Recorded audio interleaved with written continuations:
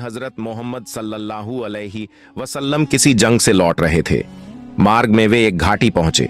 वहां उन्होंने सहाबा से पूछा, यह कौन सी जगह है? एक सहाबी ने कहा, यह वादी अर्जाक है। यहीं एक कुआं है, मगर 1000 सालों से कोई उससे पास तक नहीं गया, क्योंकि हजरत सुलेमान अलैहिस्सलाम के पास से भागकर आए कुछ जिन्न यहीं बस गए थे।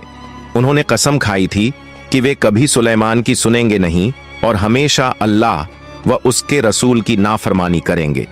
यहां उनके और सुलेमान की फौज के बीच भयंकर जंग हुई थी और कहा जाता है कि उस लड़ाई में ये जिन्न 10,000 सैनिक मार चुके हैं। आज भी वे उसी कुएं और उसके आसपास रहते हैं और जब कोई आता है तो बेरहमाना कत्ल कर देते हैं।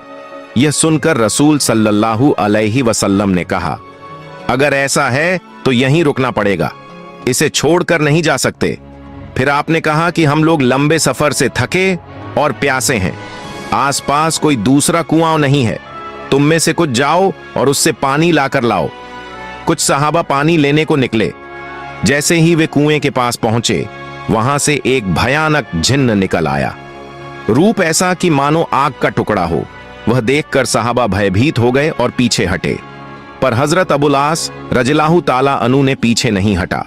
पूरे हौसले से वह आगे बढ़े और मन में ठान लिया कि चाहे जो हो, रसूल के हुक्म की खातिर पानी लेकर ही लौटूंगा। पर जैसे ही वह पास पहुंचे, वहीं खौफनाक जिन्न उछला और बेरहमी से हजरत अबुल आस रज़ियल्लाहु ताला अन्हु को शहीद कर दिया। उनकी लाश कुएं के पास छूटी रही। बाकी सहाबा यह देखकर दुखित होकर रसूल के पास भागे और बताया कि हमने पानी लेने गए थे, मगर एक भयानक जिन्न ने हमारे एक साथी को मार दिया। रसूल सल्लल्लाहु अलैहि वसल्लम ने कहा कि यह जिन्नों की हिम्मत है कि वे मेरे साथी को भी मार डालते हैं। तब आपने तय किया कि एक और दल भेजा जाएगा। उसी वक्त हजरत जिब्रील अलैहिस्सलाम आए और कहा, ऐ रसूल, किसी और को मत भेजिए, हजरत अली रज़ियल्लाहु ताला अन्हु ही इन पर काबू पा सकते हैं। फिर हजरत अली को बुलाया गया और उनसे कहा गया कि वह जाकर पहले इन्हें इस्लाम की दावत दें। अगर कबूल कर लें तो ठीक, वरना उन्हें यह जगह छोड़ देने का कहा जाए, और अगर वे इन सब बातों से इनकार करें तो जंग की नौबत आएगी। आपने हजरत अली से कहा कि मैं उम्मीद करता हूं अल्लाह तुम्हें कामयाब करेगा। हजरत अली रज़ियल्लाहु ताला अन्हु कुछ साथियों के साथ कुएं की ओर बढ़े। जैसे ही वे पहुंचे, वही खौफनाक जिन्न निकला और धमकाया, इंसानों, क्या अभी भी तुम्हें मुझसे डर नहीं लगा? पहले मैंने तुम्हारे एक साथी को मार दिया, अब तुम्हें भी मिटा दूंगा। हजरत अली ने बुलंद आवाज में कहा, मैं वही शेर ए खुदा अली हूं जिन्हें पूरे जहान के नबी ने तुम्हारे पास भेजा है। मैं तुम्हें सबसे पहले इस्लाम की दावत देता हूं। जिन्न हंसा और बोला कि हमने हजारों साल पहले इस्लाम ठुकरा दिया, हम नहीं मानेंगे। हजरत अली ने कहा कि कम से कम यह जगह छोड़कर दूर चले जाओ और इंसानों को नुकसान न पहुंचाओ, किंतु जिन्न नहीं माने। तब हजरत अली ने घोषणा की कि तैयार हो जाओ, अब मेरे साथ जंग करो। गुस्से में जिन्न टूट पड़े, पर हजरत अली ने अपनी तलवार जुल्फिकार से एक बार में उसी जिन्न का सिर 2 हिस्सों में कर दिया और उसे हमेशा के लिए खत्म कर दिया। जैसे ही एक मरता गया कुएं से और हजारों जिन्न ऊपर आए और दहाड़े भरने लगे। उनकी चीखों से आसमान जमीन कंपकपाने लगी। हजरत अली ने कुरान की आयातें पढ़नी शुरू कर दी। जैसे ही वे पढ़ते, जिन्हों के जिस्म पर आग छिड़ने लगी और वे सहम कर वापस कुएं में जा गिरे। फिर हजरत अली ने बाल्टी से पानी निकालने की कोशिश की, पर जिन्न बार बार बाल्टी फेंक देते।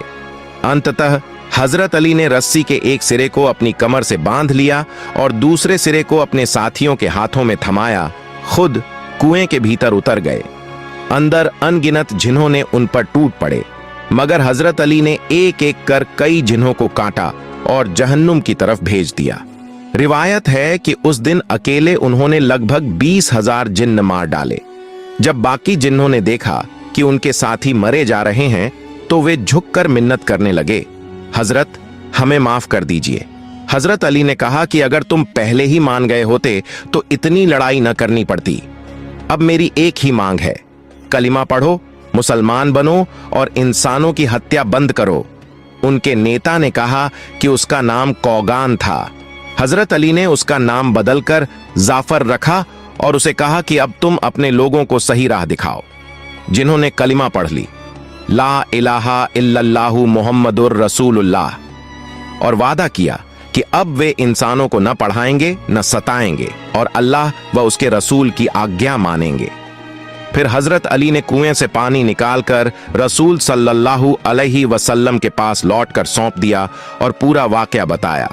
रसूल सल्लल्लाहु अलैहि वसल्लम ने अल्लाह का शुक्र अदा किया। इसी दौर का वाकया है। मदीना के पास एक छोटे से कस्बे में एक बुजुर्ग औरत अपने घर के दरवाजे पर गुमसुम बैठी थी। उसके सामने कुछ थैले और सामान रखा था, जैसे कहीं सफर पर निकलने की तैयारी कर रही हो। चेहरे पर चिंता की गहरी लकीरें थीं और आंखों में बेचैनी झलक रही थी। वह बार बार इधर उधर नजरें दौड़ाती, मानो किसी अनदेखे डर से घिरी हो। कुछ देर बाद वह धीरे से उठी, सामान संभाला और थके कदमों से चलने लगी। कुछ दूरी तय करते ही उसकी सांसें तेज हो गईं और वह थककर एक पत्थर पर बैठ गई। हांफते हुए खुद से बुदबुदाई, अगर कभी उस शख्स से आमना सामना हो गया और उसने कुछ कह दिया तो क्या मेरा दिल भी बदल जाएगा? उसके जहन में सिर्फ एक नाम गूंज रहा था, मोहम्मद सल्लल्लाहु अलैहि वसल्लम। वही नाम जिसके जिक्र से रूह कांप उठती है, जिसकी बातें दिल में उतर जाती हैं और जिसे एक बार सुन लो तो भूल पाना नामुमकिन हो जाता है। उस बूढ़ी औरत की आंखों में डर साफ था। सोच रही थी, अब मैं इस बस्ती में नहीं रह सकती। जितनी जल्दी हो सके यहां से निकल जाना बेहतर है। वो फिर उठी और धीरे धीरे रास्ते पर चलने लगी, लेकिन उसके चेहरे की बेचैनी अब भी वैसी ही थी। दिल में सवाल गूंज रहे थे। उसने मोहम्मद सल्लल्लाहु अलैहि वसल्लम को कभी देखा नहीं था, मगर सिर्फ उनके नाम ने उसकी रूह को हिला दिया था। क्या ताकत है उस नाम में जो किसी की जिंदगी को पल भर में बदल दे। उसी वक्त रसूलुल्लाह सल्लल्लाहु अलैहि वसल्लम उसी राह से गुजरे। उन्होंने उस बूढ़ी महिला को देखा, रुक गए।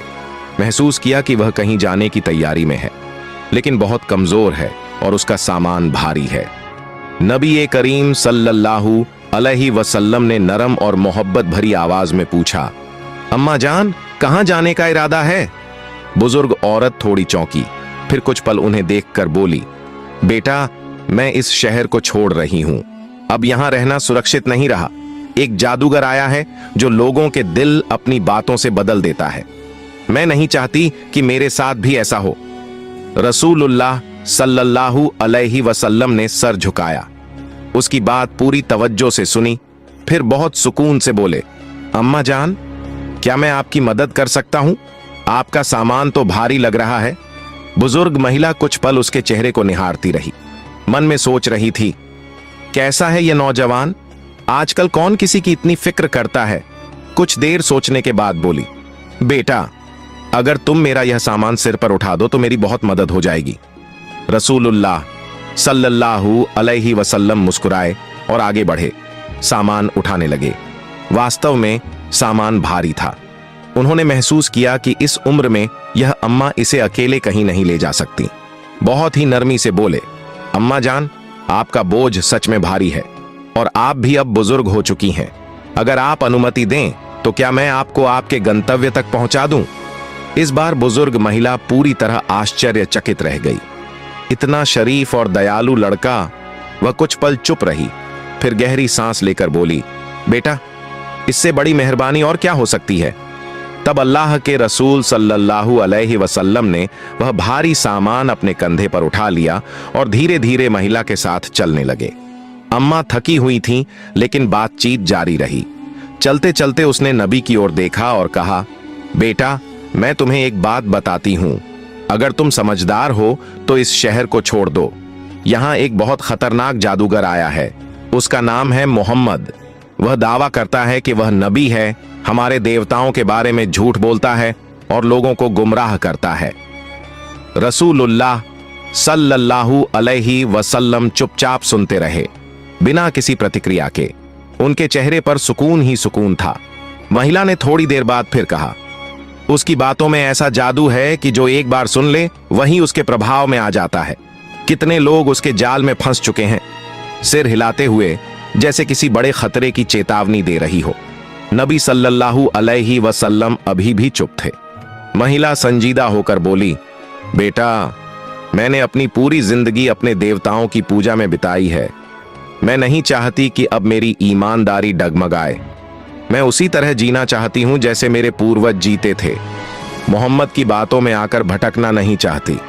मैं तुम्हें भी समझा रही हूं, उससे दूर रहना। लेकिन नौजवान कुछ नहीं बोले, बस चुपचाप सिर झुकाए बुजुर्ग महिला का बोझ अपने कंधे पर उठाए धीरे धीरे चलते रहे, मानो उन्होंने कुछ सुना ही नहीं। लंबी यात्रा के बाद वे दोनों मंजिल तक पहुंच गए। नौजवान ने धीरे से अम्मा का सामान नीचे रखा, इतनी सावधानी से कि उन्हें कोई तकलीफ ना हो। फिर वह चुपचाप वापस मुड़ने लगा। अम्मा हैरान रह गईं और बोली, बेटा, एक बात तो बता, तुम कौन हो? तुमने अपना नाम तक नहीं बताया। अम्मा बोली, इतना बोझ उठा लिया, इतनी मदद की, मैं सबको बताऊंगी कि आज मुझे रास्ते में एक फरिश्ता मिला था। नौजवान ने हल्की हंसी के साथ कहा, अम्मा, नाम जानकर तुम क्या करोगी? आपका काम तो हो चुका, बस यही काफी है। पर अम्मा अड़ गई, नहीं बेटा, मुझे जानना ही होगा। तुम इतने अच्छे, इतने शरीफ और विनम्र हो, मुझे तुम्हारा नाम जानना जरूरी है। नौजवान कुछ क्षण मुंह बंद करके खड़ा रहा, फिर बहुत ही कोमल आवाज में बोला, अम्मा, वही जिसे तुम सारी राह में जादूगर और भड़काने वाला कहना रही थीं, वही मैं हूं, मैं मोहम्मद हूं। बुजुर्ग महिला जैसे बुरी तरह सन्न रह गईं, होंठ कांप उठे, आंखें फैल गईं और गला सूख सा गया। तुम ही मोहम्मद हो? उन्होंने हक्क से कहा। रसूलुल्लाह सल्लल्लाहु अलैहि वसल्लम ने नम्रता से सिर झुकाया और मुस्कुराकर कहा, हां अम्मा, मैं वही हूं। अम्मा की दुनिया मानो ठहर सी गई।